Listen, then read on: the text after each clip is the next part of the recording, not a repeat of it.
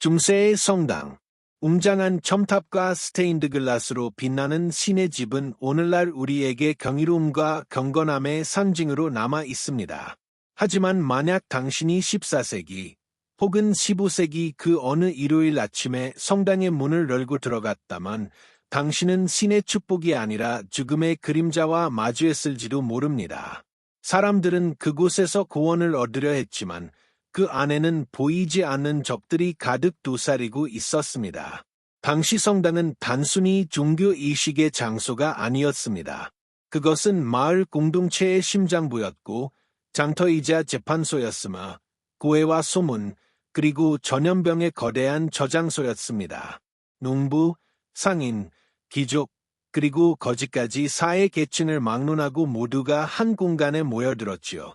문제는 그 거대한 인파 속에 어떤 이들은 이미 병든 몸을 이끌고 있었다는 사실입니다. 열병에 걸린 자가 숨을 몰아쉬고 중기에 고름이 터져나온 자가 무릎 꿇어 기도하며 기침을 멈추지 못하는 아이가 어머니 품에서 울부짖습니다. 그 모든 숨결이 밀폐된 성당 안을 가득 채웠습니다. 성당의 창문은 장엄한 쇠규리로 막혀 있었고 겨울이면 예풍을 차단하기 위해 더 작은 통풍구마저도 봉쇄되었습니다. 수백 명의 사람들, 밀실, 그리고 공기. 그것은 바로 질병의 온상이었습니다. 현대의 우리는 공기 전염병이라는 개념을 알고 있지만 중세인들은 그것을 나쁜 공기, 즉 미아즈마라 불렀습니다. 성당 안에 탁한 공기는 곧 신의 집을 병의 집으로 변모시켰습니다. 그리고 성당의 장례 미사. 오늘날에는 조용히 치러지는 이 시기지만 중세에는 매주 성당 안에서 죽은 자의 시신이 노렸습니다. 아직 완전히 부패가 시작된 시체가 향과 촛불 속에서 사람들 곁에 안치되었지요. 그 냄새는 단순히 불쾌한 것이 아니라 실제로 전염병의 매개가 될 수도 있었습니다. 생자와 사자가 한 공간에 뒤섞여 기도하는 풍경, 그것은 신앙심이 아니라 절망적인 공포로 가득 찬 유래였습니다. 그러나 이 모든 위험에도 사람들은 성당에 모였습니다. 그곳은 구원의 약속을 상징했고 고통의 시대의 유일한 위안이었으니까요. 하지만 아이러니컬하게도 신에게 기도하러 들어간 이들이 가장 먼저 신의 품으로 돌아가 버리는 비극이 일어나곤 했습니다. 신앙은 그들을 지켜주지 못했습니다. 오히려 성당은 역병이 퍼지는 가장 빠른 길이 되었지요. 성당에 들어서만 눈앞에 펼쳐지는 장관은 찬란했습니다.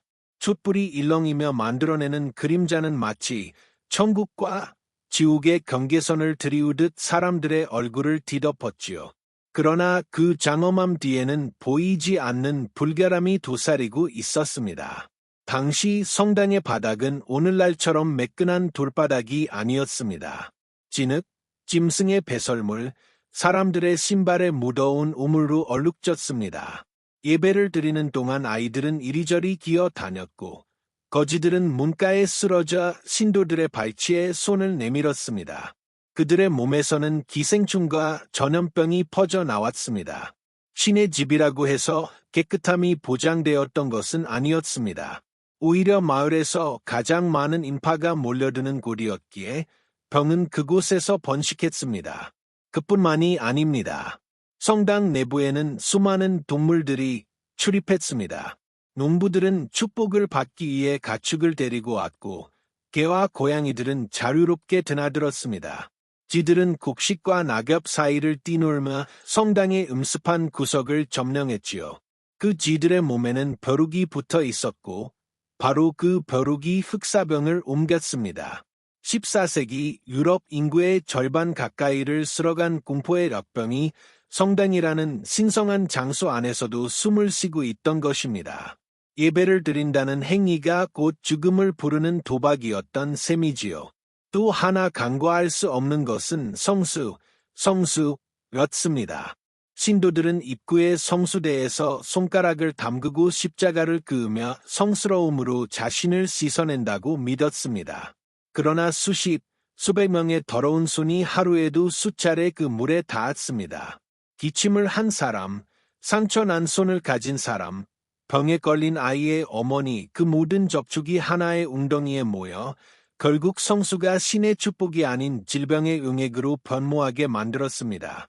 그리고 무엇보다 두려운 것은 성당의 성가대석에서 울려 퍼지는 노래였습니다.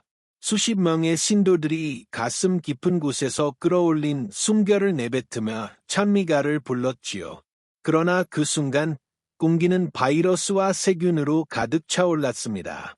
기도와 찬미는 신의 귀에 닿기도 전에 예배자의 폐 속으로 스며들었습니다. 한 번의 예배, 한 번의 찬송, 한 번의 기도가 곧 치명적인 감염의 문을 열어젖혔던 것입니다. 사람들은 알지 못했습니다. 그들은 모든 병이 신의 벌이라고 믿었습니다. 그리하여 병든 자조차 성당을 찾았고 고해를 통해 구원을 얻으려 했습니다. 그러나 그 무릎 꿇은 순간이 사실은 죽음의 무릎 꿇는 순간이었음을 아무도 깨닫지 못했습니다.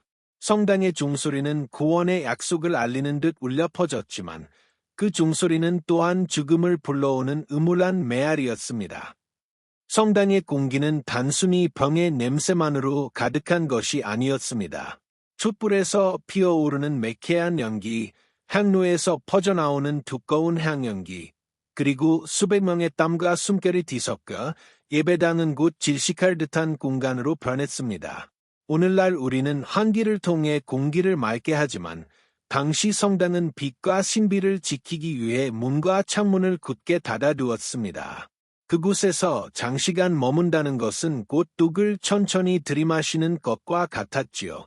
성가대의 목소리는 하늘로 향했지만 신도들의 시선은 그들의 발치에 놓인 시신으로 향했습니다. 중세의 성당에서는 장례와 예배가 분리되지 않았습니다.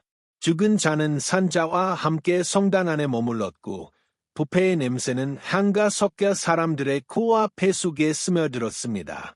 그들의 신앙은 시신 옆에서 무릎을 꿇고 기도하는 행위와 다르지 않았습니다. 그러나 그 순간 그들은 신의 자비보다 먼저 병균과 마주하게 되었던 것입니다.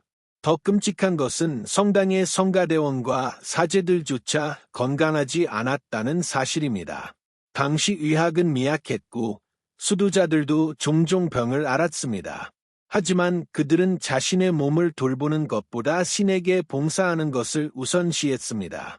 병에 걸린 신부가 설교를 하고 열에 시달리는 소년이 찬미가를 불렀습니다. 그리고 그들의 숨결과 땀이 신도들에게 스며들어 또 다른 고통을 퍼뜨렸습니다. 신을 섬긴다는 행위는 곧 병을 섬기는 행위가 되어버린 것이지요.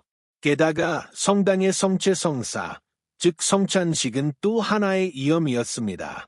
모든 신도들이 같은 잔에서 포도주를 나누어 마셨습니다. 이는 신의 피를 나눈다는 상징이었지만 현실에서는 세균과 질병을 공유하는 이식이었습니다. 수십 명의 입술이 닿은 잔이 곧 병의 매개체가 되었고 구원의 상징은 아이러니컬하게도 파멸의 잔으로 변했습니다. 그러나 사람들은 두려움 속에서도 성당을 떠날 수 없었습니다. 그곳은 마을 공동체의 중심이었고 삶과 죽음의 경계가 만나는 장소였습니다. 그들은 신의 축복을 갈망했지만 성당은 축복보다 죽음에 가까웠습니다. 어쩌면 성당에 들어선 순간 사람들은 이미 그들의 운명을 신에게 맡겨버린 셈이었습니다. 신의 집은 빛과 그림자가 동시에 존재하는 공간이었고 그 그림자는 종종 구원의 빛보다 더 짙고 더 깊었습니다. 중세의 성당은 단지 병의 온상이 아니라 사람들의 삶과 죽음을 동시에 삼키는 거대한 무대였습니다. 돌기둥 사이로 울려 퍼지는 종소리는 하늘로 닿는 듯했지만 그 메아리는 종종 병든 자의 신음과 겹쳐져 마을을 뒤덮었습니다.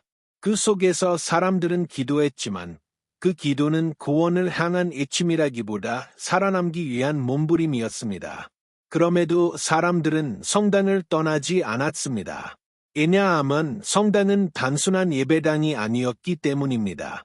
그곳은 출생신고가 이루어지는 곳이었고 결혼의 맹세가 맺어지는 곳이었으며 죽은 자의 마지막 길이 준비되는 곳이었습니다. 인생의 모든 순간이 성당과 연결되어 있었지요. 그들은 성당을 피할 수 없었습니다. 마치 운명처럼 신앙이라는 이름 아래 병과 죽음을 맞이해야만 했습니다. 그러나 오늘날 우리가 알듯 그 모든 의식은 치명적인 함정을 품고 있었습니다.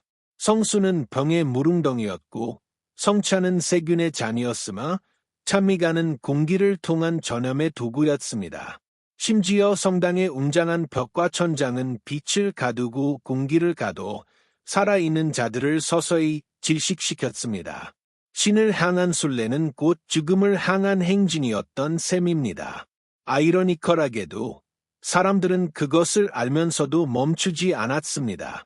아니, 어쩌면 알 수 없었을지도 모릅니다.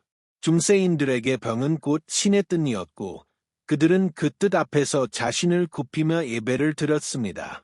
병든 몸을 끌고 와서 무릎 꿇은 순간조차 그들은 그것이 구원의 길이라 믿었습니다. 그러나 현실은 잔혹했습니다. 성당의 문을 나서는 그 순간 이미 감염된 몸은 집으로 돌아가 또 다른 비극을 퍼뜨렸습니다. 오늘날 우리는 성당을 문화유산으로 바라보고 그 웅장함과 아름다움에 감탄합니다.